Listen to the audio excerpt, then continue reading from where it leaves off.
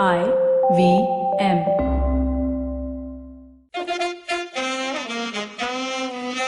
कृपया ध्यान दीजिए, the language used on the podcast may not be fit for consumption. We warn you, tread carefully. But listen yaar, don't be so conservative. Hello, namaste. It's called Cyrus Says. Very excited to have a fabulous personality with us, an actual intellectual, a writer, a man who's won 2,000 awards. I'll come to him in a second. But I just want to confess something is a confession more than a rant. I've just come back from being tested. That's right, being tested. I don't know the results yet. I'll post that soon, one way or the other. But in the meantime, the experience. Samit can please share this with me as well, his own thoughts. They take you into a small room, and a very pretty woman, I could only see her eyes, but I presume she was pretty because I have a lot of fantasies in my head, then took out a swabby, little cottony, longish, poly thing and made me open my mouth. It's a little sexual, so I was, and then after opening my mouth, she put the damn thing in, then made me take my tongue out, and she kept saying, touch the floor with your tongue. I think she meant floor of the mouth, but I was trying to touch my feet, and so that didn't work out. Then the second part was even better because she put another little noodle-like thing inside my nose, and it made my eyes water and tickle. And then after some time, I started enjoying the sensation, and I actually told her, "Can you do it a little longer?" Because again, I don't want to bring a sexual metaphor, but I just felt a lot of titillation. So just to put that out there, the test can be fun. The results may not be, but the test can be fun. So when you go and do it, please enjoy yourself. Obviously, ask for gender of your preference, because that always helps the whole moment. And she was very polite and sweet. I fell in love, honestly. I would like to do the test only for the experience of meeting that lovely girl and her putting things in my orifices, which I totally enjoyed.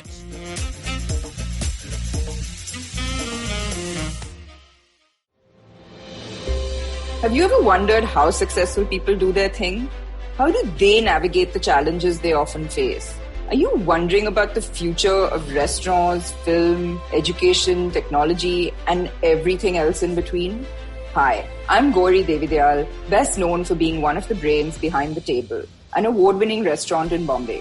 One thing my life as a restaurateur has given me is the opportunity to meet with some truly inspiring people, most often just by chatting with strangers at the community table. And that's what this podcast is about. It's about learning the new dimensions of business and understanding how different people swim this sea.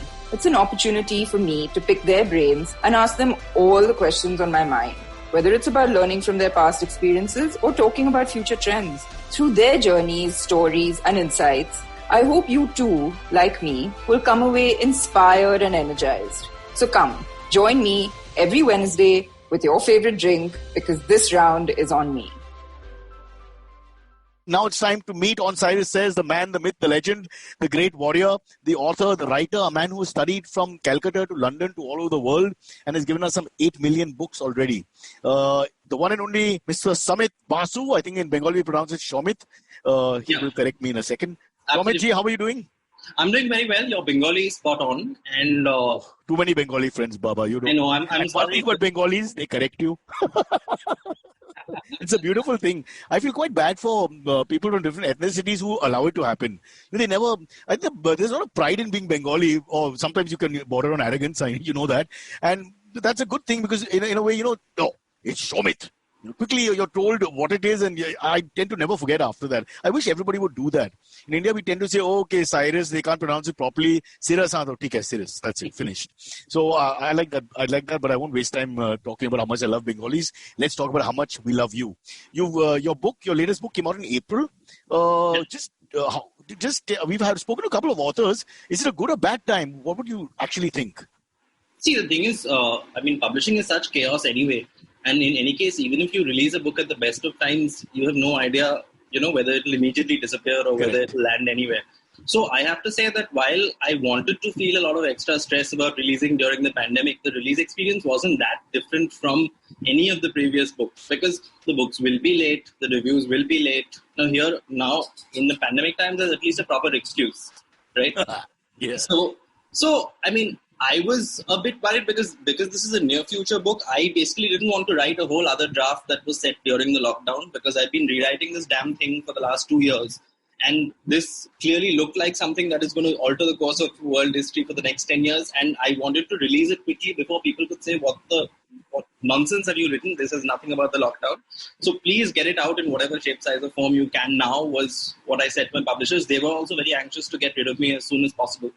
So they just chucked the book out in the wild. It was fine. It was fine, actually. It's not like people have any less to do during the pandemic because everyone is either, just so stressed that they can't move and they just sit around with their mouths open, or they're trying to perfect their lives, or they're trying to avoid human contact or whatever. So it was all good. So Soumitra, it begs the question then for a second, because people have less to do, would they turn to reading as they have turned obviously to the internet and watching all kinds of nefarious activities on online?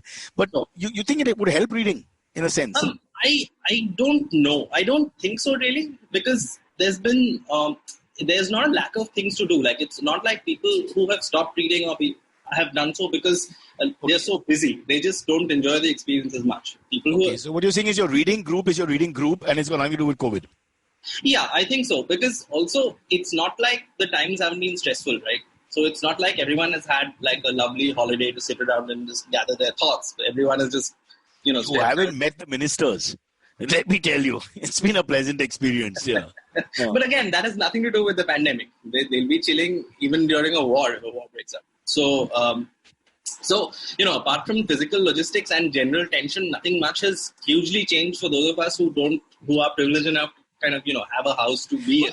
If you look at someone like Somit Basu, an established writer, actually, you're okay in a sense because you just have to keep producing material. You can do that whether they shut the room, put you in a jail, leave you in a resort, or whether you wander the world, you'll still produce stuff. So in that sense, you're one of those people who actually will be on top of this, I would think. Ideally, not jail. Not yet.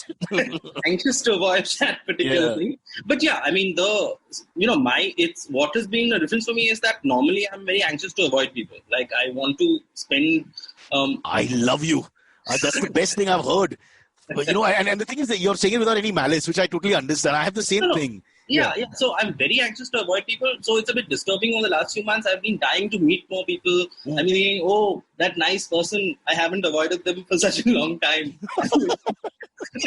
I wish there was scope to avoid them in person, to see them and wish I was elsewhere. I miss that.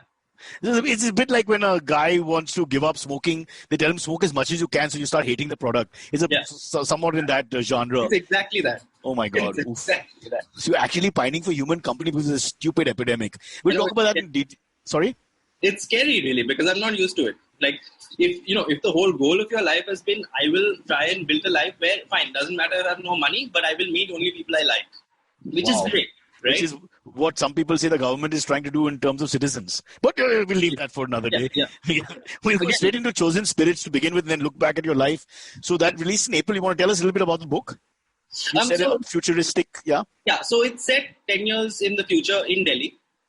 And it's basically about a couple of people in their mid-20s who are just trying to have, normal lives. They're not trying to change the world. They're not trying to do anything heroic. They just want to deal with the absolute onslaught of non-stop surveillance and non-stop distraction and non-stop chaos, which is not too different from what we're going through right now because it's set only 10 years in the future. So is Kejriwal still the chief minister? Who in 10 years? I've carefully avoided references, mention of any living politician or political entity, and that has been because the past is now flexible, right? Fair enough. Present is super flexible. Like, everyone lives in different realities. So at least the future, I thought I could fix. Biting satire, that. A mark on historical ramifications of new political parties changing the course of history. Fair enough, yeah. So I thought the future was fairly writable about, Because again, I don't want to test my writing productivity from jail. Yeah. So this is basically about how these two young people want to have a normal life and fail spectacularly because of the world that they live in. Mm-hmm. And this is a world, of course, where disease was not an issue because you wrote it basically before. Or was it also? It's there, but it's not. It wasn't an issue in the few months over which this book takes place. Like, it's in the past. So you had a sort of glimpse into, or you're a bit of an oracle or a person who can predict the future? Absolutely. No, I basically shut myself in for 3 years and read a lot and tried to predict the next 50 years in this part of the country, in this part of the world. And so then what happened since I finished my research was that all the bad things which I predicted would happen over the next 10 years started compressing themselves and happening over the course of 1 year. So, oh God, let's stop the podcast. Mr. Basu, you're scaring me now. You've got what they call the black tongue in our part of the world. Damn it.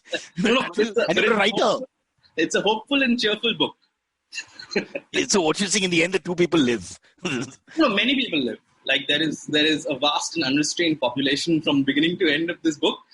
But the news kept giving spoilers, which is why which was another reason why I was anxious to release it as early as I could, because I could not bear to write more. I was just so sick of the damn thing. The question, I would love to know, it's a mean question to ask. Do you think when you're writing, because you're an artist also, so you're creating something about the future, but you're actually trying to write in a way where you think this will really happen? Or is it more like you're giving vent to your imagination? Is there a very real premise in your head? Well, see, normally, most of my books are sort of fantasy and sci-fi. So the goal is to escape as much as possible, normally. But this one, it was just, I wanted to not let this particular, era of absolute chaos pass without saying something about it. Like, I didn't want to... For your self-respect, growing older and looking back. Yeah. Assuming that we all survived this period, I didn't want to look back and think, I spent this time playing with dragons in a pink field. I'd like to, not just ignore what's happening. At the same time, while in real life, I really want to ignore what's happening around us. So that was where this book came from. So I decided to kind of dive very hard into reality in different aspects. Ended up really sad for around 2.5, 3 years. So, yeah. I just worried about your dragon reference and thinking about the problems we have with China. Just the pink field, this side of the border or that. Yeah, that's in the book. That's in the book? Yeah. Managed to get it out before it happened. Foreign relations? Yeah. That's spot on, you think? Spot on? Fluidity of borders, shall we say. Yeah, fair enough. That will continue. All right, so that's Chosen Spirits, but your body of work is a lot. There's so many things you've done. You've dabbled in comics. There's a reference to somebody who was in Duran Duran. I was trying to go through the references there. And it was quite a lot of stuff. So let's just look at your life from the beginning. How did Mr. Samit Basu become a writer? How did it all begin? See, lack of social life was a primary factor. Yeah, so I grew up reading a lot of books because I didn't have a lot of friends. Then what happened was sometime during the mid-90s and the late 90s, and I'm not saying this is because I'm on your podcast, but I kind of hold you responsible for a part of this, Cyrus, because you and your entire generation of people gave a lot of people the impression that India was going to be this very cool, very global, very right up there with the world place to live in. So the way that, say, people who are in school and college now, they're very clear that, look, if you can get the hell out of this country, you get the hell out, right? But for a whole bunch of people, it was like, no, we should stay. This is a really cool and interesting place, and it's going to become part of the world in this very interesting way while retaining its character and all that. You saw Malaika on TV, and you decided that it was safe to stay. Absolutely. Right. So it is partly the fault of people who were making interesting things. There was this lovely bubble in the mid-90s where really interesting sort of multi-directional, not absolutely conformist stuff was happening in India. And so a whole bunch of people at that point were like, okay, we're going to do more of this, right? So that was a mistake. And however, this is becoming a very satirical and politically conscious sort of podcast, even though our intent was not. How that happens. Amazing. Sorry, go on. Yeah, so then having stuck around, I decided that I would sort of write these sort of fantasy and sci-fi and, a whole lot of other sort of things that, maybe there's a future doing this in India as well. So that's been the last 17 years now. It's many books down. And then things started coming in, comics started coming in. From the early 2000s, film also started looking interesting in a way that it hadn't been before. So there's been actually, I'm bitching continuously because that's just what I do, but there's actually been... You're on the right podcast. Just go ahead and vent. Yeah. No, but it's been fascinating how many new and interesting things have at least started in India, even though obviously for reasons that you're... Like, for example, the Mughals. And then just...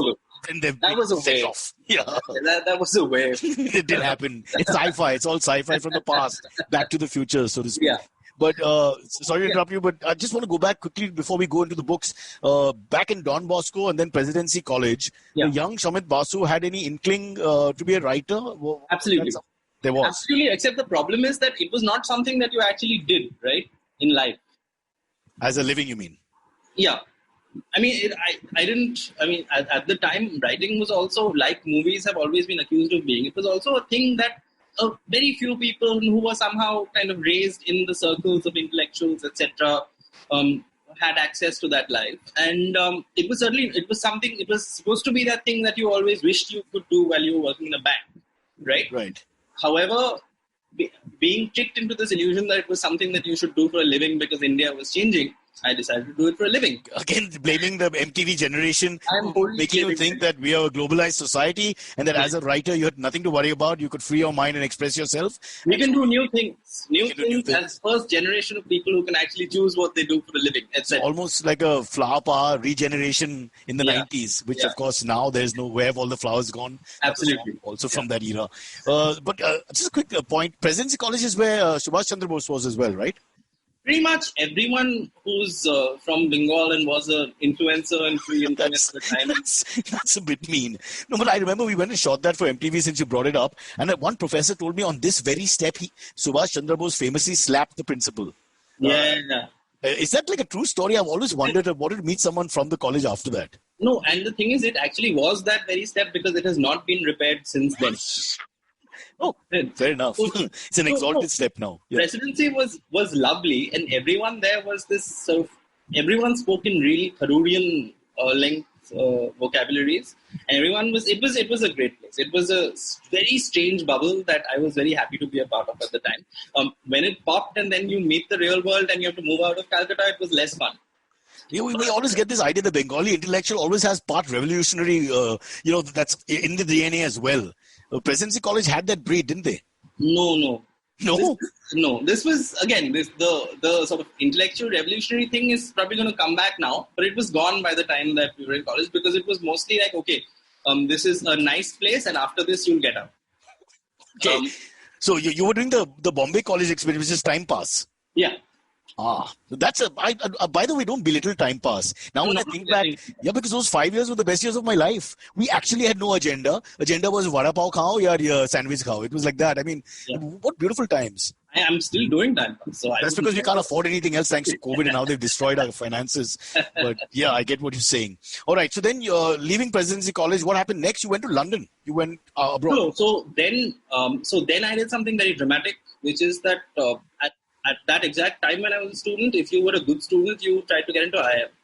So I went to IIM and then it took me a couple of weeks to realize that this was a bad decision. 1 second, you got into IIM? Yeah. And you let it go? Yeah, I dropped out after a month. But what are you saying? That's huge. I didn't want to do it. I mean, it's a lot of hard work and all that to get that seat and then you know, but then if you're immediately sure that you don't want to do it, and again, I know many lovely people who are MBAs and who are great at it, but the thing about IIM was everyone who was there, they really wanted to be there. They were really into it. They were very happy to be there. Like the first thing they asked me when I got there was, what's your dream company? And I didn't have a dream company. So I said, I don't know. And they looked at me like I was very clever and I was lying. Like, you can tell us. So then I went and asked around, what be the name of one company. What's my dream company, man? And then someone told me, say Lehman Brothers. So I said, okay. And it's especially ironic in the context of the global meltdown. 11 years later, there was no Brothers or Lehman. Yeah. So, but at the time, no one knew this. By the way, I had two pals working in Lehman Brothers, New York. Yeah. How are they now? A lot of money before the meltdown. Never heard of them after that. Okay. Now they're on tropical islands. Possibly in jail. I don't know. Working on their writing productivity. So then I went back and said, okay, Lehman Brothers. I'll tell you now that we're friends. And they said London or New York. And so I was screwed again. Take a punt, brother. Come on. I said one. But the thing is, it was very clear that I didn't want to go there even as I was going there. And once I was there, I knew that this is just not what I want to do. And they also tell you every day that you're the smartest, you're the best, you're the brightest that the nation has to offer. Like, if this is true, then surely I can make a living being a writer. Something else. Yeah, of course. Right? So, empowered by that knowledge, I dropped out.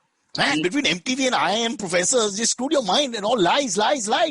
Yeah, I'm still reeling from those shocks. You had to turn to the dragons to give you some succor and support. I turned precisely to those dragons. So then I went home and wrote a book and...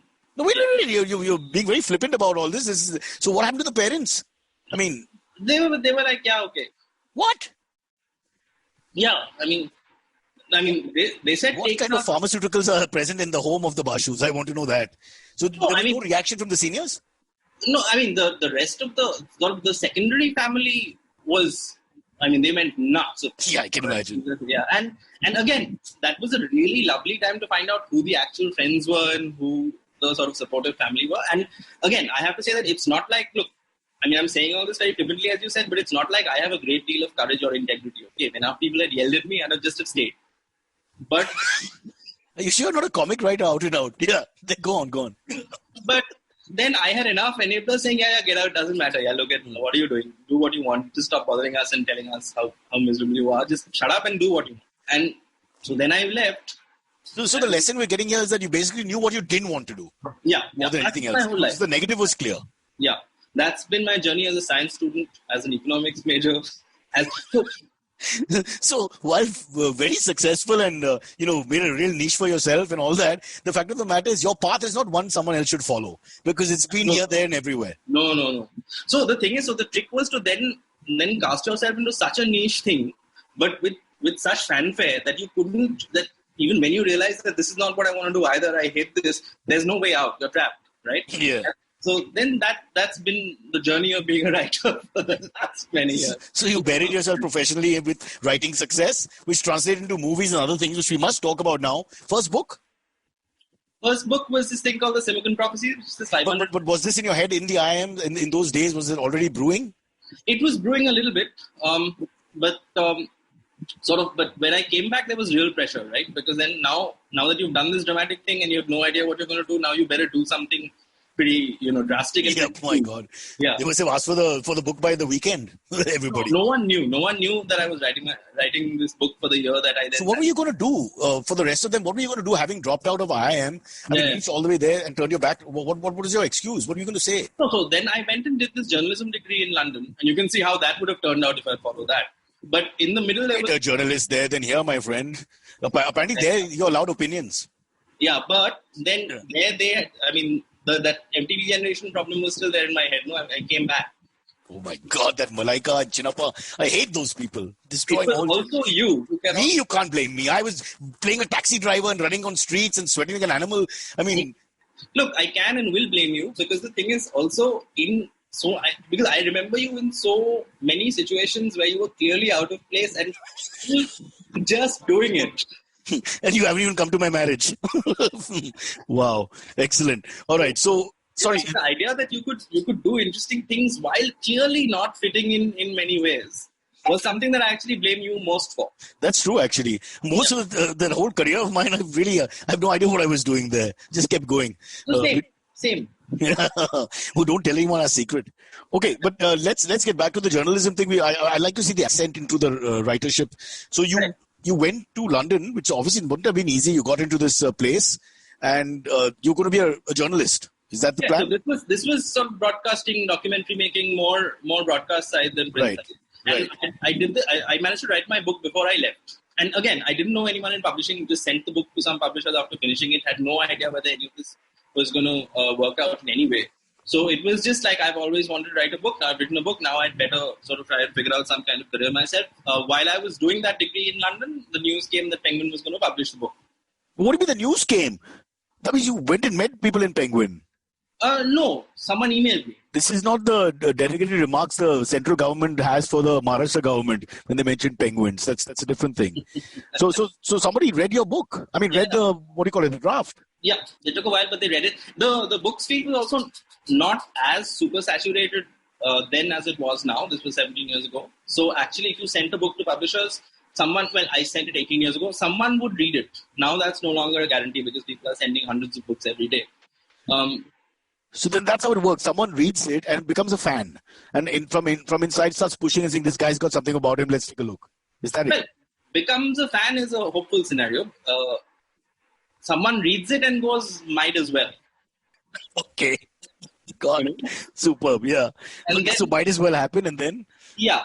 So then it causes great joy and delight to the 5 people who know that this exists. Well, I would think, even in my family, if I was a proper published writer in that sense, they would be quite proud. It may not be the most high-paying job, but it's something, my son, intellectual writer. Yeah. And see, again, this is also about timing, because this wouldn't be true now.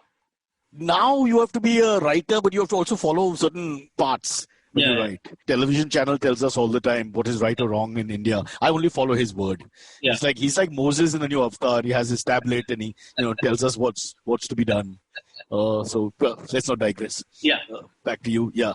So it got published. You were in England when it got published. No, so I came back. Publishing is a really long and slow process. So I finished my degree. I came back. Book got published, and then I kept doing more books, because that is actually something that is really nice to do.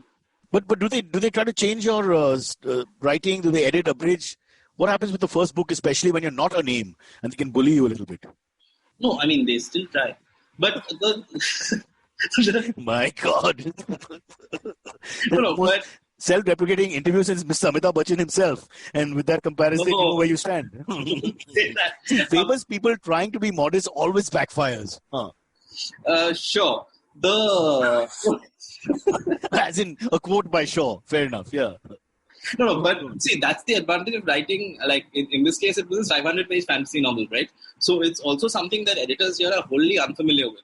So that was a great advantage in terms of not having to change it a lot, because, once you're saying, okay, this is really weird, but I guess it's kind of nice, but it's also completely outside our range of experience. So you can't really authoritatively tell someone that you need to change these bits. So you created almost a new genre, so to speak, at least from the Indian ethos point of view. And so so what you're saying is you created that so that they didn't know what they were talking about. So you were safe.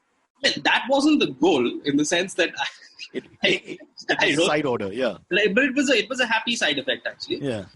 Because I mean, if you're going off the familiar track, you kind of gather the people around you over time that are also going to go down that track with you. And at this time, it was wholly unfamiliar, and has remained wholly unfamiliar to a large extent over the last 2 decades. Though I think many more people are doing it now. Not I think many more people are doing it. But the sci-fi fantasy, essentially, was that like your thing?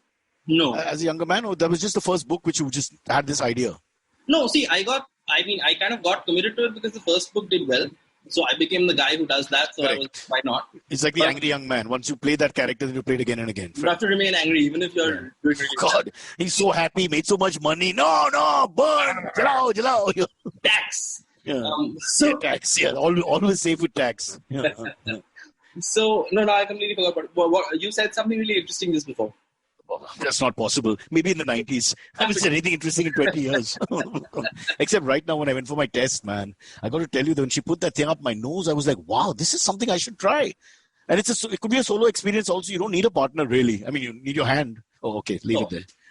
Mr. Basu, you're a writer. You know what I'm talking about. All that time alone. I absolutely do. Listen, good luck with the test, by the way. Worst case scenario, 14 days. But it'll be, even if we are, asymptomatic. So that's the worst. You're fully fit, but you can't go anywhere. Yeah, because of your social responsibility. Well, I'll definitely look into that because I don't really care for human beings. We discussed that in the beginning. Now, if there's dogs or cats, I do what I can, but I have no interest in helping the human population. Human beings are overrated. Would you say that? Fair enough? Now it's pretty clear. Everyone is saying that. Yeah, really. But I have a feeling you've known this for a while. I have. This has been a secret I was going to take to my grave. They expect the grave to happen overnight. That's the only problem. As you said, they advance the future. You wrote your book, 10-year prophecy, boom, it's coming through in 18 months. Yeah. And you couldn't even have sort of, left a negative review for humanity. No, you can't. Because now all that is public. So people come and comment around it. It's tough. It's tough. But at least for once, you can say, I failed my test, and be really happy. Yeah. Because you need to fail it to be okay. If you do well, oof, terrible. All right. Leave that aside. Get back to where we were, which is about all the different books. So you did the journalism course, but the book did well. You decided then overnight that this is it for you? Yeah. If you kind of, every experience I'd had so far was of being in a situation and then realizing I don't want to do this. Right. So with writing a book... So you're a negative positive yourself. You need the negative to alter the positive. Yeah, but with a book, I actually unironically, unabashedly just loved doing it. It was actually a fun thing to do. And it was like, once you found that, if your whole background is, I get me out of here. And I'm going to stick to this, even though the circumstances are always going to be quite different. You're so lucky that way, Soumit, because what you're doing is a tangible thing in a sense, which you love doing, like you said. But for many of us, the things we like doing, they don't amount to material gain. Like I love scratching. but it's not exactly like writing. I can't earn from scratching. I would love to. Just do a show where I just scratch. I've almost done that. I feel like you could. You think? I think you could. I think you could pull it off. Yeah, you're judging by the 9 o'clock news on English channels and saying that scratching would be one step up. Yeah, I think if anyone in this country could actually find a way to monetize the scratch, I've never felt so insulted in a good way in my life. No, but really, like, you really have a multi-decade track record of successfully doing completely random things. So, yeah, well, you could talk some people into at least starting this thing up of that initial first season of the scratch. Okay, so you don't see a full movement, but you see at least a few hundred morons actually going in for it. Oh, absolutely. And the thing is, if it's... That's how political parties start, my friend. That's all you need. Absolutely. 500 morons to follow the guy blindly and say great man behind him 3 times every day. That's it. And in the scratching, you also have a fundamentally relatable activity. It cuts across demographics. I think you have something there. Caste, class, not an issue. Absolutely. It's not like you have to use your middle finger if you're a Brahmin and your last finger if you're something else. It's all good. Yeah, and you can also write listicles about it, which is also a key thing. Like the top 10 scratches of this videos for each. Think Insta. I think Insta, we have to sell this product properly, so it'll be short and sweet. Yeah. So only audio will be a bit of a challenge and text, but A.R. Rahman. Yeah. When in trouble, turn to A.R. Rahman. He'll make scratch music from scratch, literally. We've nailed it. Okay. Obviously, we're both on narcotics that have to be investigated by Kangana's team. Poor thing. Okay, let's get back to your life. We're chronicling where you were. So now, the first book. Do you remember who said, bro, there's something in this? Some friend or support person in your group who said, man, this is fantastic. Where you sort of felt, oh man, this is good. When you got the kind of verification, perhaps, or validation that you accept as possible. Oh, absolutely. So when I was writing it, I was sharing it with a few very close friends and immediate family.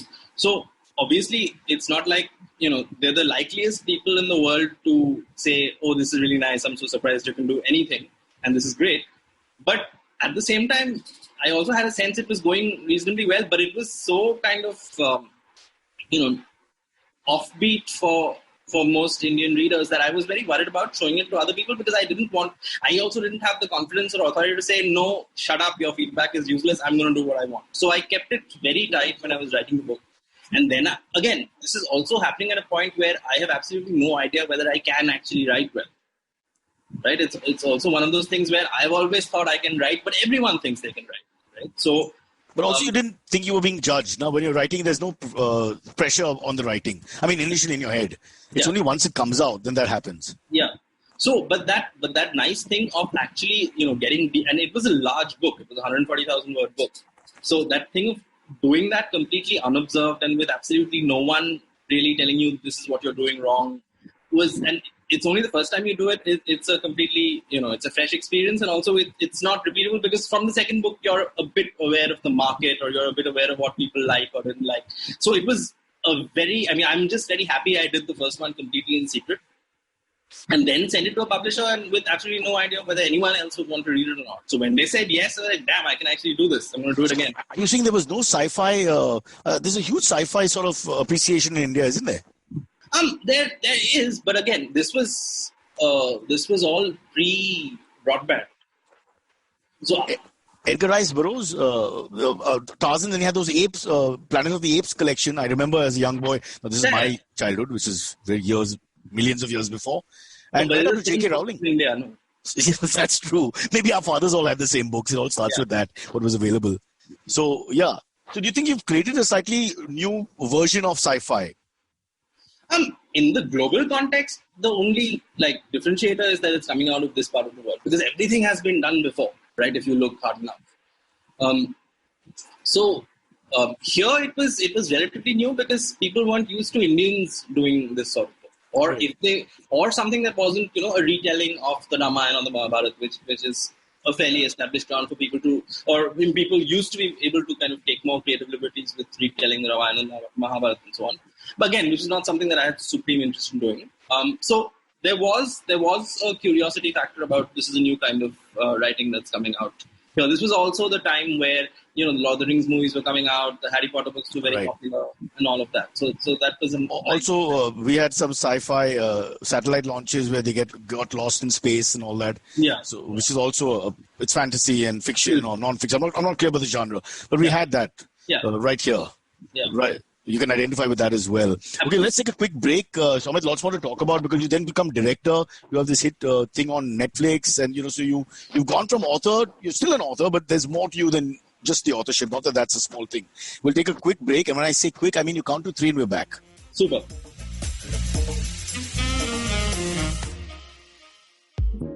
I want to thank Intel for supporting our show. Do you remember when last year we spoke about how the Intel vPro platform is built for business?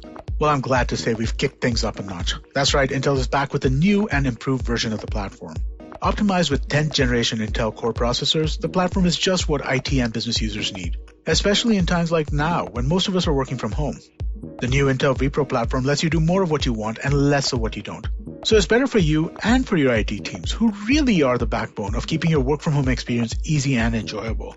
The platform is built to minimize your efforts and maximize your PC productivity, especially when working from home. I can safely say that the new vPro platform gives you more enterprise efficiency with less constraints. Visit intel.in/more with vPro, that's VPRO, to discover how you can get more done with less waiting. If you're listening on the IVM Podcast Android app, take a look at the screen right now and you'll see a link which will take you directly there. We're back. I told you. That's it. Yeah. The only one who expects me to be that quick is the wife. And I mean the wife. Mr. Basu, let's now get into there's so many books that you've written. I don't have time to go through all of them. And I think it's terribly mean to ask someone which is your favorite. So I'm going to ask you, which is your favorite? The favorite is always the one I just wrote. Oh. That sounds like an MBA moment. That sounds like I am being drilled into you. The one I just wrote with a special corner in heart for first one. All right. Largely because the first one is always, and because the whole emotional experience of doing that is unique as opposed to all the others.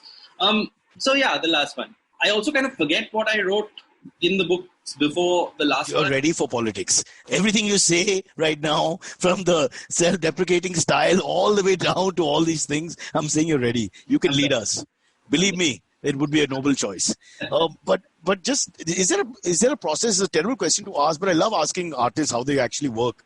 Because I've read so many times about different people, I can only write between 4 and 9 in the morning. I need full silence, or I can only work in the night, or, I need to have 3 drinks before I start. Does Sumit follow any process, or is that? Yeah, so I do guilt and shame. Right? So that's like exams. Yeah, exactly. Last minute studying. Yeah, and the thing is that I always did well in exams with very little fundamental understanding of what I was doing. Right? So that's the beauty with the Indian education system. Last minute cramming and then marks. Right? Cramming, vomit, and no recollection 3 days later. Yeah, and no fundamental understanding of anything. Right. Especially in science, I thought that was fabulous how we did that. Yeah. I still won't be able to do refraction or those kind of things if somebody asked me to, but I got full marks when I did. Yeah. I have no memory of it. It's just like a blank slate. It's that whole panic button of I have to get this line diagram into my brain and I only need it there for 2 days. Please help me, brain.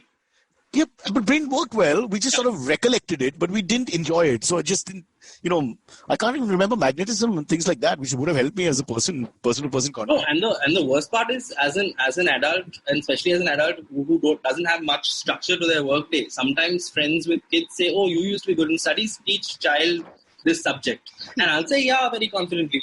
But then when the textbook comes, I have no idea what any of it is, and it's insulting, right? Because if it's a 13-year-old or a 14-year-old, you'd imagine that, oh, it's just maths for class 7, 8. It's fine. I'll figure it out. And suddenly you're struggling. Nothing. Just a blank. And then just study. It's very easy.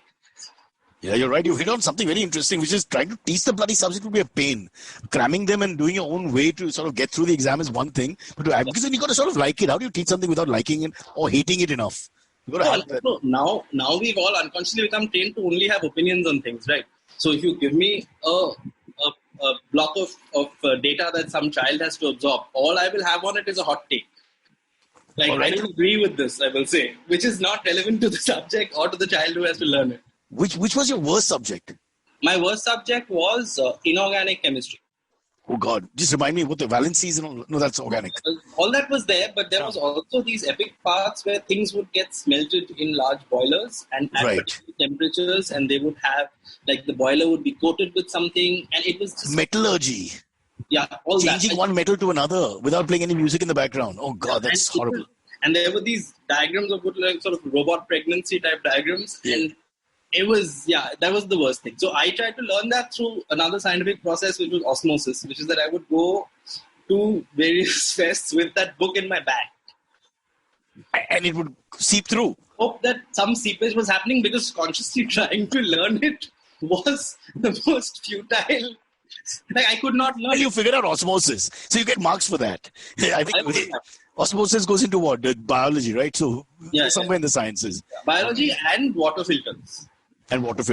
So best subject would be literature? So literature, you didn't have to blink. You enjoyed it. You would read and you'd always have an opinion, which always works. Worst subject was inorganic chemistry. How dare people teach that? It sounds like torture. It sounds like a concentration camp. It sounds like modern day India now. You have COVID and today you will only study inorganic chemistry. 15 degrees Celsius, a coating of ferrous oxide. No, I reject it. Imagine trying to woo a woman with those kind of lines.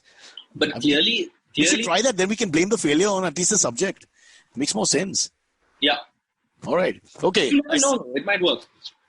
Which reminds me, what are the courting techniques used by the young man himself? We'll come back to that. I want to just get into this. I definitely want to talk about this before we have to close, which is the Netflix thing. So you also directed the show. So I co-directed this movie with Shashank Ghosh, who I'm sure... Is this Shashank from Channel V? Yeah. He's still alive. He's still alive. Bakra. And I have also the same rant I gave you about, spoiling... Quick Gun Murugan. Yeah. So he has been responsible for taking me off the, printed page. The printed page, which I actually enjoy. And then the thing is, many spectacularly sort of fail to produce projects, right? And if you're already spoiled by the idea of I'll write something and someone will publish it and it will actually exist for the rest of the world to see, forever. Then the whole thing of film development and that thing where you have an idea and you work on it and then nothing happens is also fundamentally disturbing at this cognitive dissonance sort of level. You don't have to tell me, Mr. Scientist, literature expert. I am the king of failure, the Raja of rubbish. I know all this. Tell me. Oh, yeah. So Shashank found me in 2005 or something when the first book was, he read it from somewhere and he decided in some crackpot way that he liked it. I don't know if he's actually read it, but he said down the years that he's really liked it. So then he found me and convinced me that this whole film and associated lines of work was where I should be. So then we started failing at getting things produced. And the thing is, if you have the infinite patience and the growing acceptance of rejection of the novelist, then with any other medium, it always feels like it's only a matter of time until something will happen. Right. Cut to, 14 years later. What are you saying? An infinite number of... I hope we finished the book by then. Guys, can we take a pause? I go open the... Yes, please. If you have to open, you have to open. We'll take a quick pause while our young reporter come writer come filmmaker has gone to open what could be a zipper, could be a drawer, or could be the door. We don't know for sure, but we'll put in relevant music explaining the situation. He's still not come back. We see a shadow of a person, and now as he enters the frame, it is him. What's on the t-shirt, brother? I see Mandarin, I think. This, I'll take your word for it. I'm just worried because of the present climate, it'll sound like an endorsement for China. They'll ask you to remove it. I think it's Japanese, and I think the Japanese are... Well done. Superbly. Infrastructure things for us, and therefore it is pro-India to be pro-Japan. And fair enough. You've slaughtered this opposition immediately with one superbly administered blow, I must say. Yeah, they may have got a new prime minister, but they still have the fan base from India. Yeah. Not to mention their love for Rajnikant, which always keeps Absolutely. us... Absolutely. The ultimate bind. But coming back, because Quick Gun Murugan has in a strange way, almost like a lampoon of, well, you know what I mean. Shashank Ghosh took 14 years to put the project together. No, this specific one took, I think, around 7 years of stagnation. And then there I was suddenly, and this was also something where I had. So I've failed at many Bollywood projects, right? And the thing is, with my books also, they mostly tend to be fairly large in scale. Right. And a lot of Bollywood producers like the idea of making fantasy and sci-fi. But as we both know, in Bollywood, nobody reads. So the bigger the book, the more chance of it not happening. You got to give them 3 lines. They like 3 lines. This has proved to be a really large problem in my case. I'm not talking about cocaine. I mean like 3 lines. Go on. I know. Yeah.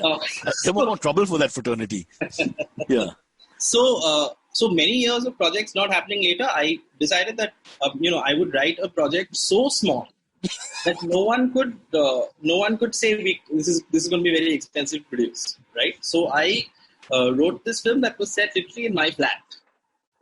But you wrote this with the idea of making a film, or you just writing something and then you... With the idea of making a film, because I was just so frustrated with the last, 30 years. You sound like Ram. You have the same experience, wandering around, waiting to come back. Yeah. Traveling in the wilderness, occasionally meeting monkeys. And that way you... Oh, okay.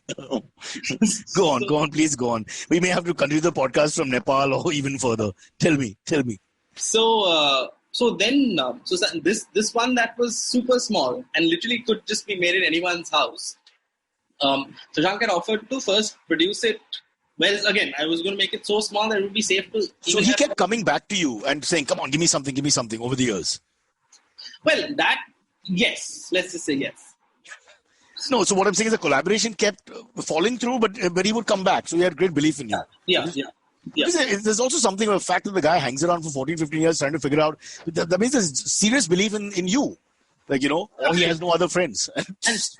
No, and as you know, he has many friends. So no. So there was a friendship of that long, and also this complete stubbornness. No, I will make something eventually. Like, how many times can I fail? Let's see. Right. Many more times, as it turns out. But this one, people had liked it in its earlier sort of theatre-aimed form. And then eventually Netflix said yes to it. So then next thing I know, there are movie stars attached to it. It is no longer a small film. Shashank is directing it. I'm co-directing it. The script has gone through so many iterations. Nothing is recognizable. And he basically took your script and said, "Here's the money. We'll see what we can do." Yeah. So then I also kind of clung on to the whole project like this. Like this one, I'm not letting go of. Yeah. Like I'm gonna, even when you go into. You're the co-directors. You're calling the shots, aren't you? I called a few shots.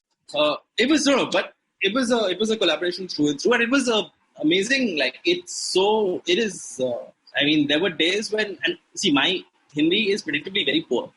Right. So there were fool you.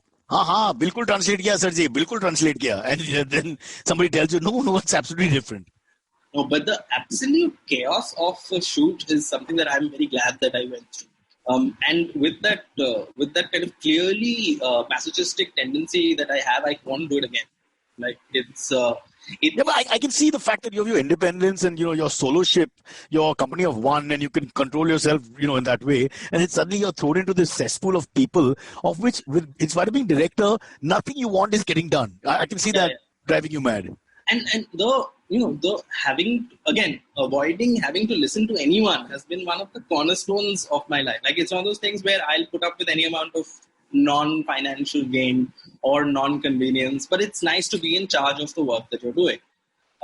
Then working in a situation where, again, I'm very lucky to have a whole bunch of cast, crew, production, studio. Everyone is a stalwart. Everyone has done it 100 times, and everyone is very good at their job also, right? But that thing of you're in the middle of something and you're not in charge of it, even though you're kind of in charge of it. But come on, being writer and director, just tell me honestly, do you get irritated with the performer or with the other director at times, because your vision is clear? You've written the bloody project, and whatever they've moved it left, right, change it from one angle to another, it's still you still have a very thorough vision of the project. Sure, because the genesis is from your mind and only your mind. So do you get irritated? I was constantly irritated. I was constantly irritated, but the thing is, so was everyone. Correct them. What would you do? No. I mean, we all fought constantly, but the thing is that it was also clearly this is also a situation where you're never in a spot where anyone is happy, right? It's a collective. It's a real pain in the ass. Yeah. So, and later democracy, I tell you, waste of time. Waste of time. So, as we found out. As we find out, yeah. So, but later from other people I heard, apparently our shoot had gone really smoothly and everyone had a really great time. So apparently the amount of conflict we had, which for me was... Perspective, brother, yes. Yeah. So you were a newbie, you thought this was terrible, you come from a party of one to millions of people. For them, this was a respectable shoot where nobody got angry. It was strange, Yeah. So it was really like being on another planet. And while, of course, it's my nature to complain about everything. And so, it was true also. I was irritated all through the whole process. But at the same time, it was really a wholly new experience. And I have a problem mostly with film shoots and whatever shoots, ad shoots that have done over the years with catering. I believe that they've never really thought about it properly. And they should, because you spend too much time together and food is an important part of that time. I always feel that the production person, I always talk to them to see if they like food. It's very important if you get them. I had one Parsi boy called Shahzad who loved food. And for the couple of years he was on MTV. We used to get all kinds of non-vegetarian food, which was necessary also. And that really made me happy. I wish one day when you make your next film and you guys just look at catering as important as directing, producing, the main actors, editing, camera. Put it right there. Oh, we had good food. Shashank's a foodie? Yeah. The surname is Ghosh, so he should like mutton. Yeah. And everyone was really scared of him, so the food was good. Is he a tyrant? I've never worked with him. I've only known him through MTV channel, the drinking parties. But I've also, again, I don't have enough perspective on this, and he wasn't a tyrant. But you were on the set. Yeah, but again, see, I'm used to cranky old men. Okay, that sounds creepy, really. What has Penguin reduced itself to? It was, at one time? Anyway, times have changed. But all in all, a pleasant experience. I was cranky old man. So it's... he company off. It was fine. It was fine, really. So I'm making more of it than I should. And again, once it's finished and I've finished complaining, then the idea that, I actually co-directed a whole movie is something that kind of seems... But there'll be another fight in the edit room, right? No, we fought from the beginning to the end. So, till the print was ready and sent out. Yeah. But you're ready to do it again? Yeah. So, heart of hearts, you're still a writer. That's your number one thing? Or do you now think that you would rather be like doing a whole collective where you do everything? Write, direct? I actually want to do the whole set, because the thing is, when you're in a movie, that's when you want to escape from it and do another book. And then it's a cycle of anguish. And I spent a long time just really reading terrible things as research for this book, and rewriting this book was just not pleasant. And at the time I was missing the camaraderie of shoots, and it was so nice to see other people and work with them, building something collaboratively. And so then basically everything that I'm not doing, I yearn for. I think that's a spot-on observation. We always want the other thing in any case. I want to say grass is greener, but it's just that whatever you're doing is never as important as what's next. Fair enough. No, that's why marriage fails. With the internet and with movies and all of that, the degree of interest that people have in whatever you're doing is so infinitely huger than even a successful book or a book that's at number one. It's humiliating in many ways. They're so invasive, the bastards. Life is humiliating in many ways. Yeah. But just the fact that I had a movie coming out, for instance, just on my social media, if I'm saying there's a movie coming out, changes everything. I suddenly find I know so many more people than I thought I did, and suddenly they're all so excited for me, and they haven't been in the last. Correct. The only thing that would be bigger than that is if you said I have a movie coming out and it stars Kangana and Urmila with Jaya Bachchan playing a very central role in the background. I'd have to go off the internet. My computer would explode. You'd break it completely. Yeah. Listen, Somit, so much we can talk about, but unfortunately we have to restrict it to a certain amount of time because our listeners are all under the age of 7. And after about 40-45 minutes, they start shooting their parents and kids do in suburban. I'm losing, or I can't hear you. Nothing I say is important, so you have to just say yes or no. It doesn't really matter. Yes. Oh, great. All right. Cheers. No. So what I'm saying is we have to sort of end here and then go into the AMAs. But before we do that, there's so many books and so many things that have happened in your life. You didn't mention was it the Mahabharata that you all brought to comic form?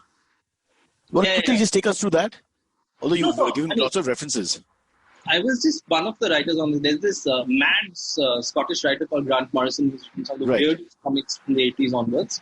So he was doing this retelling of Mahabharata with this comics company, and I'm kind of the fail-safe writer for that company. So when everything goes bad, they call me to write 2 episodes. Right. So because you have to tell him not to make up too much, considering Indian sentiments and sensitivity and all that. No, nothing of that, because it was comics, right? So it was never going to reach the mainstream offense havers. You think? Yeah. I would think that comics is the first step to disaster. That's the one thing we all read. No. Again, it's so clearly... It's in English. Yeah, that was a great one. And the other thing was, and now actually we've come to the point where even books are causing a lot of controversy and so on.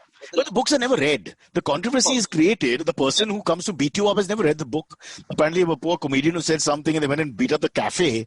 It happened 6 months later, and they attacked the cafe, which is not really the person, and the person never actually said anything. So it's really lost in translation, the whole, Yeah. The whole... No, but even perception-wise, like with books, before you were guaranteed that degree of invisibility. True.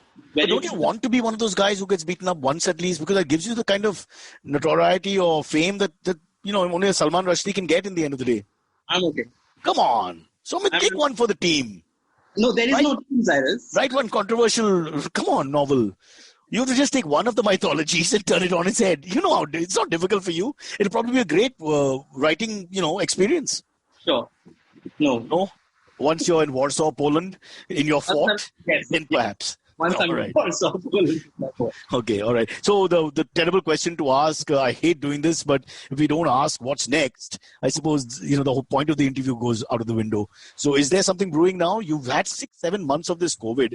India's not really improving. There's all kinds of paranoia. There's all kinds of opinions. It's like a new world, as people keep saying. Would there be a book coming out which has that perspective? I'm working on a book, but I have no idea what it is at the moment. So it's going to take me... There's a very unexciting answer, I know. Are you going back to sci-fi? Are you going to... You seem to have a lot of political satire in you as well.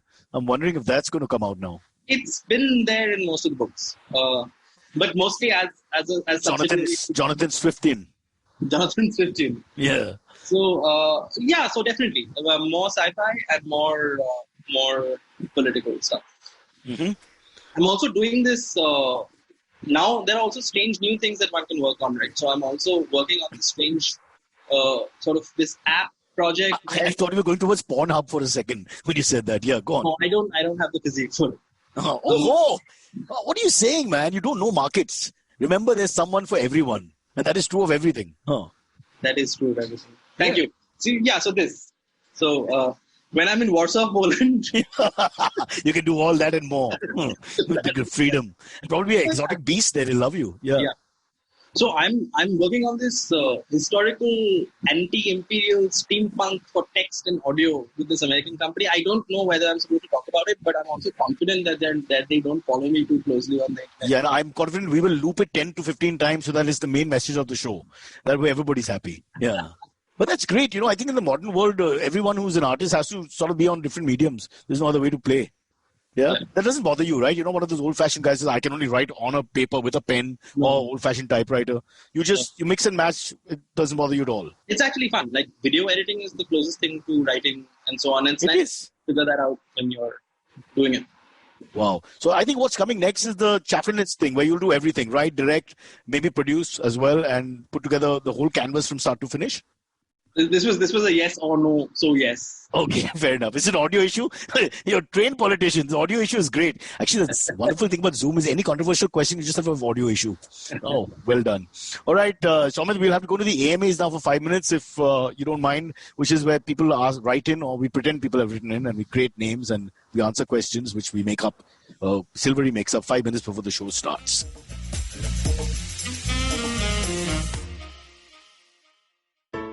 Hi, everybody. Welcome to an amazing, awesome, excellent, extraordinary week on the IVM Podcast Network.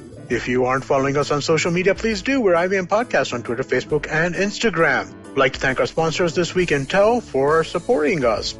Great week on the network. If you haven't been listening, why haven't you been listening? You should be listening. There was a really interesting episode on all things policy, episode 413. Do check this out. Title of the episode was How Do We Vaccinate India? And I think that's a really important question in today's time. So definitely do give that a listen. I think you'll enjoy that conversation. Or maybe not enjoy, but at least you'll learn something from it. States of Anarchy, Hamsini Hariharan's show. She has put together an episode called Why We Protest. Very compelling. Do give it a listen. And finally, I want to just remind you all that, it's a dark time, but if you need a smile, go check out the Smile India podcast by Shifa Mehta. It's in both English and Hindi, and I think that you will really, really enjoy the kinds of things that she's talking about there. And with that, let's get you back to your show. Follow me at Instagram and Twitter on Bored Brocha. I'm so bored, I need your help. I need your love. I need your touch. Okay, just follow me. Silvery, have you read Soumit's books at all? No, I have not. But wait. I did up on a lot of them because I was doing research yesterday, and I'm gonna get into all of them. I'm not even kidding. A lot of the superhero ones, I read the free sample of the book, The Turbulence. How is it going to make him feel better if you say free sample? What the hell? That's a very terrible thing to say. You're right, but I thought I should do the minimum research. This guy has been self-deprecating from start to finish. You should praise him just to make him uncomfortable. He's very comfortable with abuse. I'm buying the book. I'm buying the book today. Pakka. And watch all of Shashank Ghosh's work. That's the idea of this podcast, to promote him. Oh, okay, cool. You guys have to understand the subliminal text that we have running. The narrative is always different. All right. Silvery, by the way, Soumit is a comedian himself. He's a young stand-up comedian, but unfortunately, there's not much work in COVID, so he has to wait. That's going to be a long time coming. The guys at the test center told us that they don't expect us to get the vaccine second half of next year, because there's a line in priorities, and the slightly more economically, let's say, I won't say bullies, but everybody we want to protect your own. It's like your family first. So in that list, don't expect it to come rushing in December 31st or something. That's not going to happen. We have alcohol till then. Just use that and survive. Sorry, Silvery. When you're ready, go. All right. The first question comes in from Praneeth Pillai. He says, hello, Cyrus, Silvery, and guest. Absolutely love your podcast. I'm a regular listener. Always look forward to Mondays and Thursdays when episodes come out. My question is this. I'm sure I'm generalizing, but I feel Indian mothers have a tendency to over-exaggerate, overhype, and blow everything out of proportion. I recently ordered for a shirt online, which turned out to be one size too small for me. It didn't fit properly, and my mother lost her mind. She started shouting at me, started banging pots and pans in frustration, and basically scrimped at me all day long because of it. Over a t-shirt. Can you believe that? I can easily return the t-shirt, but she just would not listen. Have you guys ever encountered something like this with either of your parents, especially mothers? My mother, I get what he's saying. Firstly, I totally empathize. Mothers do tend to over-exaggerate the emotion, both good and bad. I think that's probably a good general observation. The writer friend here will correct me. My mom is a little different. She does a lot of face acting. So I know immediately what's coming because, I'll be like, Mom, I'm going for a test. Oh. And that Narasimha Rao effect of, the pouted lips for 5 seconds. Then she'll start, with her hand, she starts blowing air which doesn't exist, which anguish and fear are connoted in that, expression. So I have those clues which tell me what's happening, what's going on, and what will come next. But Mr. Basu, did your mother have a different... No, see, I know that if anyone, I know that my mother is definitely be watching this, so I will only say that she always has the perfectly reasonable response to any life situation and has always been that person. She's wonderful. Absolutely. I endorse that view since she will be watching this. Unfortunately, mine isn't, so we can go back to making fun of her. As I was saying, my mom watches only Ornob at 9 o'clock and then tells me, do you know it's a murder? Oh, God, I can't take it anymore. That man he's the ultimate writer. Show him some respect. He's created a web of, fiction and the whole world is following him. What a talent that is. How about that? It's so strange that, there's absolutely no, one of the problems with creating a character like that is that you would have to have some kind of underlying logic. But unfortunately, reality and the news have no need for this. No need. You just can't construct this character. No need. As a natural phenomenon. His data reminds me of my own drawings in physics. I remember once I got 0 on 10 for was it chemistry, carbon dioxide preparation. And the teacher, and I said, why 0? Because I've done everything, the Bunsen burner, this and the other. He said, there's no funnel that's connecting one to the other. So while you've drawn everything correctly, how can there be an experiment in progress if it doesn't go from here to there? From A to B, which is fundamentally, like we said, we learn without thinking. So I got it all right. I just want to connect them. That's it. So it's very similar with these guys. They just present things. There's no connection. There's no real empirical data. There's no, start, finish, end. There's nothing like that. There's no conclusive evidence. There's just papers, numbers thrown here and there. And then next accusation. Well, it's fabulous. I'm enjoying it from a point of view of entertainment. Silveri ji. Yeah. Aur kya hai? Next one comes in from Dhruv Mehendirat. Sorry, difficult spelling. Mehendirata. Oh, do you know the person? Mehendi Ratan is a Punjabi surname, Baba. From Multan. Okay, Mehendi Ratan. I don't know the person, I just know the surname. The surname is very well known. Like Daler Mehendi. The full name is that. They are Multani Punjabis. Oh, okay. What is known as Lower Punjab. Okay, cool. You don't know anything about your people. You're fuckhead. You should have some idea of your genesis. Where did Silveri come from? You're probably from there. You'll find out later that your first cousin is Mehendi Ratan. You took the free download of the first half of the surname. This is what happens. Yeah. Cool. Okay. Go on. He says, Dhruv says, hey guys, this happened 2 days ago. I and my friends were video calling when one of them said that the news outlets here in India are slaves to the politicians. So great segue from what you were talking about last. And I replied, no, it's a democratic free country where the media is free to report on anything. Of course, other than that one channel which starts with an R and ends with a C and has a public in it who is a teeny tiny little bit biased, but otherwise it's a free country. Basically, he's quoting Cyrus Yu from a previous episode. Oh, that's something you said. That may be true, but he's got a few supporting channels as well who are dancing the same dance and just copies of him. I mean, God, it's scary actually. If you want to get someone who's not so emotional about the most mundane issues, I hate to use this in an insensitive way, but they are mundane issues sometimes that they're pushing perspective to what's really happening out there. It's just amazing how many followers he's got. That's the thing. The scary part is that everybody thinks that's the way to go. He's setting the agenda for news. Silveri, do something about this, Baba. You're young. What can you do? I'll start a honey trap. I'll start another hashtag cancel Arnav. That's what I can do. How did that work? No, it won't work, man. Yeah. Why are we so weak? We got nothing. We the people. There's no power in the people. People are useless. I tell you, democracy has failed all over the world. We have to find some other form of government. Is there anything else we can do? What do you think? Shamit, is there another governance style? No. In sci-fi? I mean, none of them work. Like even in fiction, even in your mind. Because the problem is that the next ones that are suggested are things like algorithmic government or sort of countries being run by corporations, but that doesn't do away with any of the problems that we currently have. It just adds some new ones. So no one, this is the most striking thing about world politics now is that absolutely no one is even pretending to have a solution.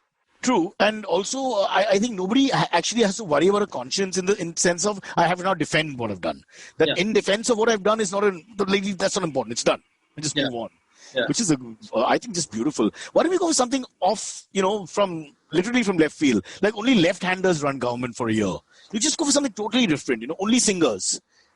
Only if you're an established singer can you be part of the government. So you have Sonu Nigam, Shan, some of the older generation. Already this is failed.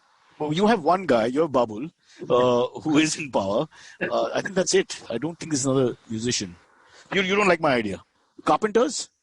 I mean, I like it. Started a religion. It's just not going to work. What the hell? You've tried your way, now try our way. This wasn't my way. Also,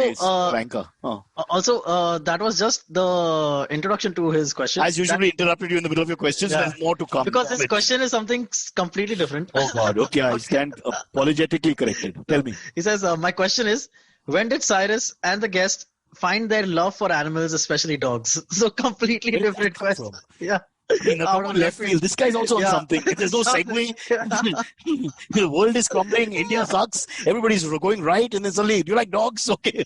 I mean, in that sense, Hitler liked dogs. So, look, that's not enough. Basically, he says, when did Cyrus and the guest find their love for animals, especially dogs? One of my friends has this cute little 5-month-old dog, and she sends me videos, and I've started really enjoying them. How should I convince my mom to get one? But in that case, he may like the friend more than he likes the dog as well. Sometimes that gets blurred, those lines. Yeah. In my case, it's fairly simple, which I really, as my kids started growing up, I think the first few meetings you have with animals, maybe because my parents were animal friendly and all that. So, we always had a curiosity towards dogs, cats, pigeons, like lots of people. growing up. But there's also another type in urban India which I noticed more after I was an adult, where they just are scared and they run away when they see an animal, including the holy cow. I mean, it's just amazing. So we have so many vegetarian friends who have no connectivity, whatever. Yeah. They come My here, brother- dog or cat, and they just sort of get startled. And it's got to do with the parents and initial, reactions. And then it's difficult for us to.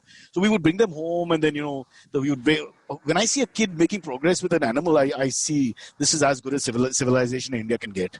When they go from scared to touching or petting the dog. So expect them now to become liberals, left of center, too much. Let's just do this and say we've won and declare India over and start all over again with a new country. Let's call it Shaumitistan. Are you ready to be a leader? You can make Shashank Ghosh Deputy Home Minister. No? You've had enough.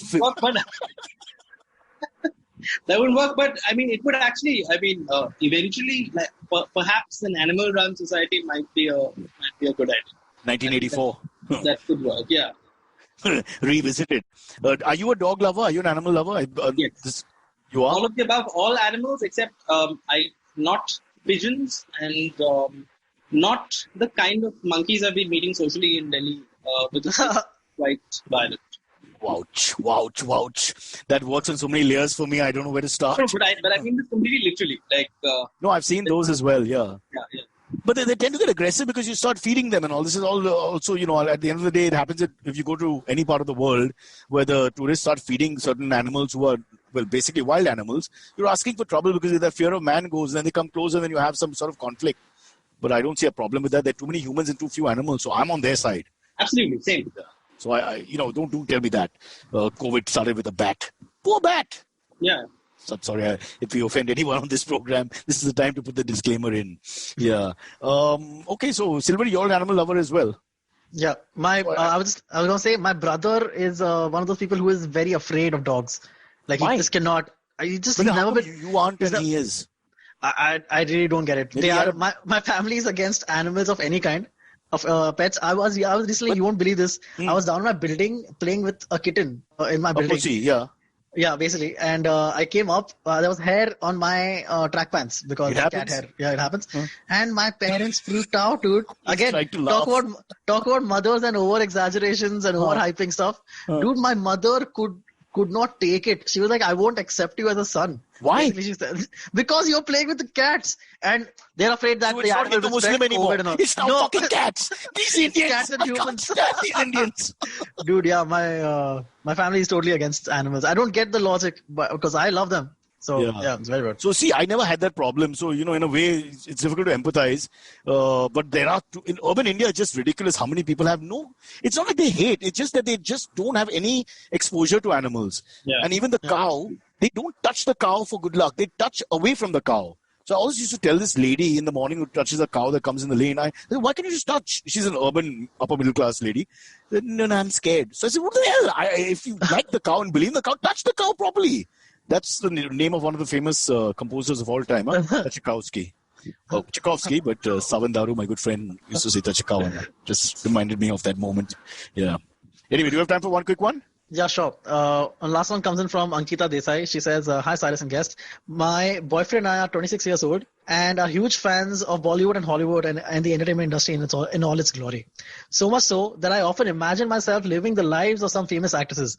I feel I would be a great Deepika Padukone. If you could be a famous celebrity other than yourself for a month, who would you like to be?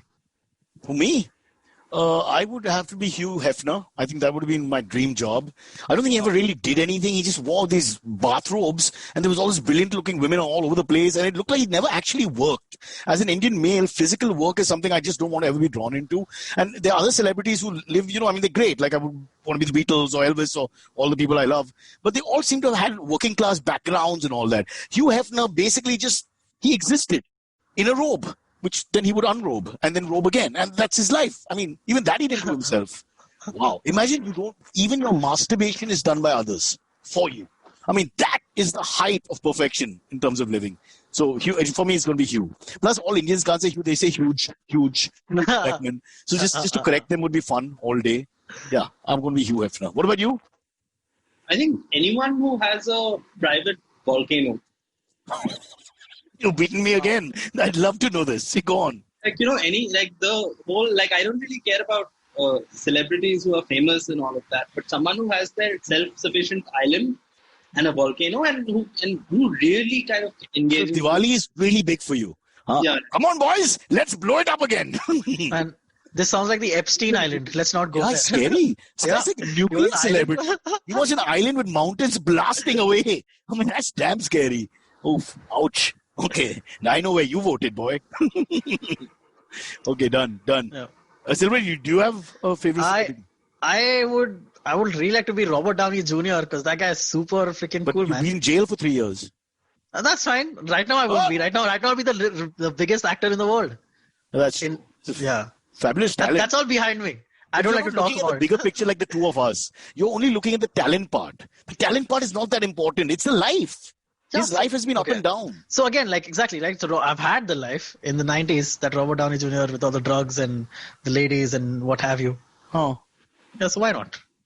And then I'm Iron Man, dude. You're young. So no, in the Very sense, Iron Man. That's a fiction character that he plays. no, like at what point of playing Iron Man do you actually just become Iron Man? Where you're that rich, where you can just Firstly, Don't. all your Punjabi cousins are going to call you Istriwala or something when you come here, okay? Because Iron Man translates badly in India. So don't ever do that. and secondly, I still think Robert Downey suffered too much. We should pick someone who had like absolutely. Look at Hugh. Hugh never suffered. There was no suffering. And this gentleman on my screen who has decided to go to Mount Vesuvius and for some reason just be around volcanic lava. But at least there's some thought there, because that's Shark King. ridiculous. No, also you don't like humanity, so I can imagine no friends. Because who would want No, to I mean, visit? I have friends. My friends have visited all that, but there has to be a shark. And you'd put them in the volcano. I mean, some of them. See, but the thing is, the fundamental flaw here is that why would you fantasize about sort of a situation where you have to do more work? Right. Like where I fundamentally agree with your you have no paradigm, my private island volcano and shark pit Right. paradigm, is Right. that looking at an outsourcing based model. And this basically can only happen at a point where you feel like you've done enough labor yourself and it's time to sit back and either have people service you or have sharks eat your friends. But Right. not be like I'm the biggest movie star in the world or I'm Deepika. Like I can easily imagine myself being Deepika Padukone is a tough proposition because first of all you can't. That's true. And then secondly, it seems like a lot of work. It seems like you have to do a lot. Yeah, too much. Also, you're going to be the second most famous Padukone in my house forever. Because you're Yeah. never going to be your dad. Yeah. Right? Who's the real star. At least in my family's life. So, I mean, that's also a burden, when you're a famous father, daughter, father, son, those kind of things. It's terrible to have both. But Silvery, I'm not happy with your answer. Although I love Robert Downey Jr. as an actor, no doubt. How come you didn't go for an Indian Bollywood star? Thought you'd go for That's Ranveer. I don't know. I just the first name that popped in my head was Robert Downey Jr. I just went for it. And Iron Man is your secret fantasy.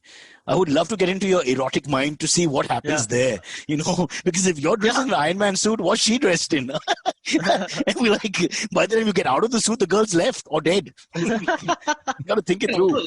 Imagining being a superhero, why be the one which is just wearing a suit and has a heart problem? Like, Exactly. why not be the one with magical powers or something, like something useful? And spoiler alert, don't mention he dies. Because, that's not right. Because you're talking There are about people who don't celebrity. watch the entire Avengers thing. Huh? We were talking about the celebrity, not the fictional character. You went into the character. You said, I want to be Iron Man and all that.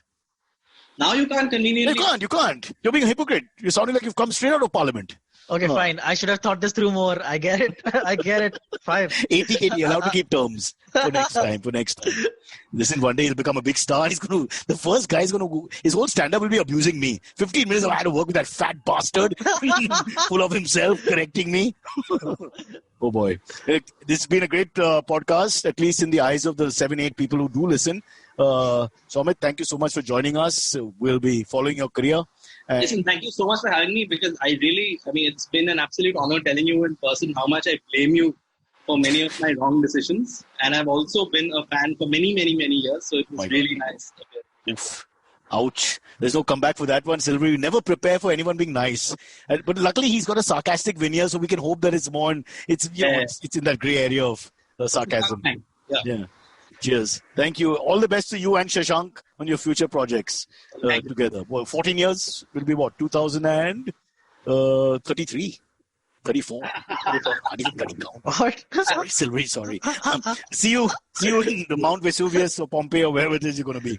Bye, guys. Bye. Thank you. All right.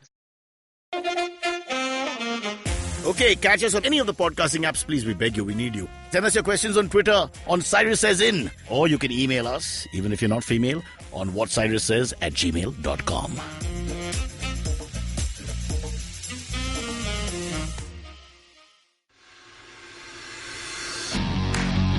Are you looking for India's most awesome cricket podcast?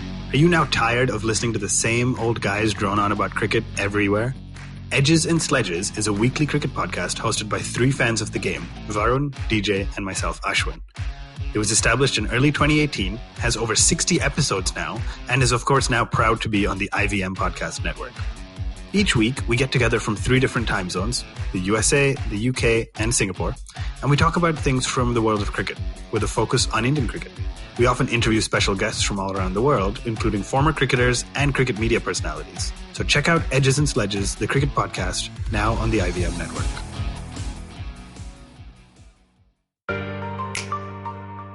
Family businesses get a bad rap. At one time, they were looked down on for getting rich, for being too ambitious. Today, they're still looked down on, but for not being ambitious enough. Not agile enough, not modern enough, too traditional in their mindset. The biggest brands and business houses in the country started out as humble family businesses. It's the way India has done business. Join Sonu Bhasin in conversation with stalwarts of Indian family businesses on the Inheritors podcast series by Bloomberg Quint. Discuss the highs and lows, the needs and pressure points of building a business legacy that spans generations.